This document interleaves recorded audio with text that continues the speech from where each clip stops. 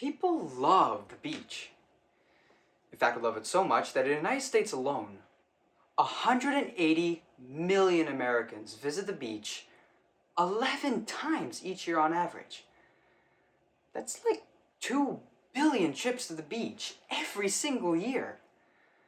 And I know, it's impressive. I did the math in my head. So why do people love going to the beach so much? Is it the water? Is it the sand? Is it the breeze? Well, it's primarily the sun. We love to bask in the sun's warmth. It lifts our mood on sunny days, it helps us get an attractive tan, and it warms us up with its gentle touch. However, is the sun really as gentle as we trust it to be? Imagine you're Mary and Steve, the parent of a 6-month-old boy or girl, and you decide to enjoy a beautiful sunny day in March at the park. The spring air is refreshing, the temperature is pleasant, and the sun is just perfect. You let your child bask in the sun's gentle spring rays, only to wake up the next morning in horror. Your child is now displaying signs of second-degree burns on his skin and is completely blind. The increased exposure to the sun's rays, due to the weakening of the ozone layer, is leading to growing health concerns. This depletion in the ozone layer allows more ultraviolet light to reach Earth, intensifying the sun's impact on our skin and overall health. Therefore, let's dive into the reasons behind the sun's increasingly dangerous UV rays, examine its effects on our health, and explore protective measures we could adopt to safeguard ourselves and our loved ones from these harmful UV rays. There are 3 types of ultraviolet rays: UVA, UVB, and UVC. Of these, UVC rays do not actually reach the Earth due to atmospheric absorption. However, UVA and UVB rays do penetrate the atmosphere and have increasing effects on our skin. This increase is not due to the sun intensifying itself, but rather due to changes in Earth's atmosphere, specifically the depletion of the ozone layer. The ozone layer, as explained by the U.S. Environmental Protection Agency, is a layer of ozone molecules that absorb a significant portion of the sun's UV radiation. Over the years, human activities have led to the emission of chemicals like chlorofluorocarbons, which have contributed to the thinning of this layer. As a result, more UV rays, particularly UVA and UVB rays, reach us, heightening risks like skin cancer and other serious health issues. So the sun isn't intensifying itself. Instead, this phenomenon is more closely linked to environmental changes, particularly those associated with climate change. So how exactly does this increased risk of the sun's rays affect us here on Earth? Well, a primary concern is the heightened risk for skin cancer. The Illinois Department of Public Health highlights a stark reality. 90% of skin cancers are attributed to direct sun exposure. Echoing this concern, the Skin Cancer Foundation states that skin cancer is now the most prevalent cancer in the United States. Furthermore, the Skin Cancer Foundation reports a concerning statistic. In the United States, skin cancer claims the lives of at least 2 individuals every hour, making it a leading cause for cancer-related deaths.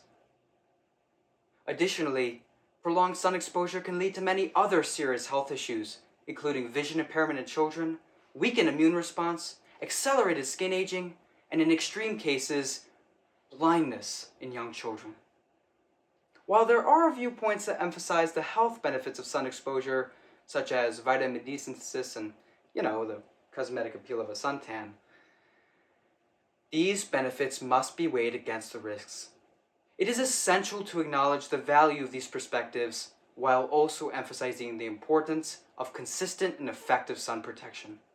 By doing so, we can safeguard ourselves and our loved ones from the potentially detrimental effects of the sun's UV rays. Over the summer, I had the invaluable opportunity to serve as the executive spokesperson for the October Roses Children Research Foundation, an advocate for UV safety. My time with the organization educated me on the potentially detrimental effects the sun's rays can have on our skin and overall health.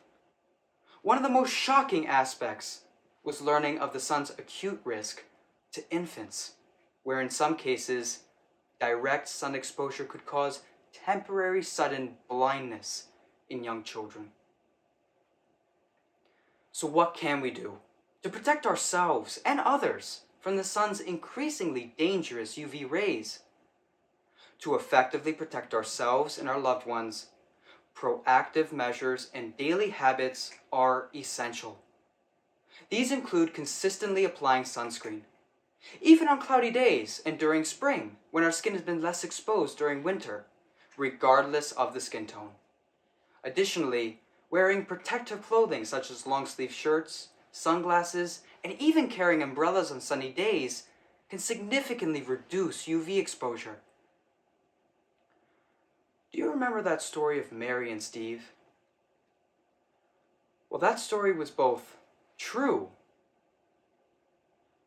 and 100% preventable.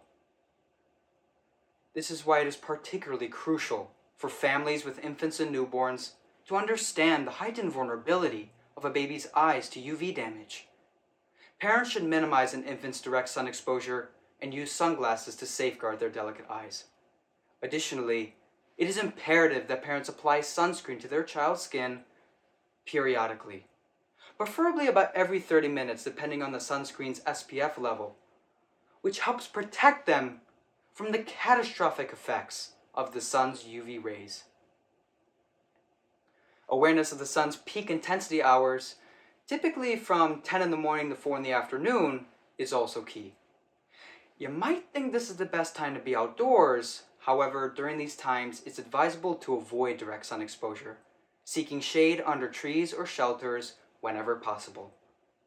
However, many public spaces currently lack adequate shade areas. Increased shade in our cities and parks would allow us to better shield ourselves from the sun's harmful UV rays. Supporting initiatives like the Shade Skyway program by the October Roses Children Research Foundation can be instrumental in addressing this issue.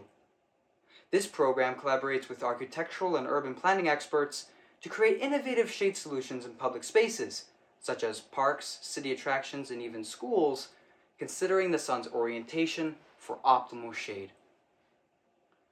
In addition to physical structures, canopy trees are exceptional at creating large shade areas in public spaces. Their unique structure allows them to cast a broad blanket of shade over vast areas. Furthermore, advocating for and participating in canopy tree planting initiatives not only helps combat climate change, but it also provides natural and effective shade areas in public spaces. Canopy trees can be life-saving, offering essential refuge from the sun's rays, which can be the difference between health and harm for those particularly sensitive to UV exposure. So while the sun may give us enjoyable moments and attractive tans, it is crucial to be aware of the potential harm it can have on our skin and overall health. Supporting initiatives aimed at increasing shade availability in our communities is a vital step in enhancing our outdoor safety. Engaging with organizations like the American Academy of Dermatology and the October Roses Children Research Foundation helps spread awareness and contribute to the development of solutions that can positively impact our families and our communities. Additionally, to effectively protect ourselves and our loved ones from the sun's increasingly dangerous UV rays, proactive measures are essential. Simple steps, such as applying sunscreen and wearing proper eyewear, can make a significant difference. By uniting in our efforts to address this issue, we can enjoy the sun's benefits while ensuring our safety and protection. Let's collectively strive to create a balance where we can bask in the sun's warmth without compromising our well-being. To learn more, visit orcrf.org.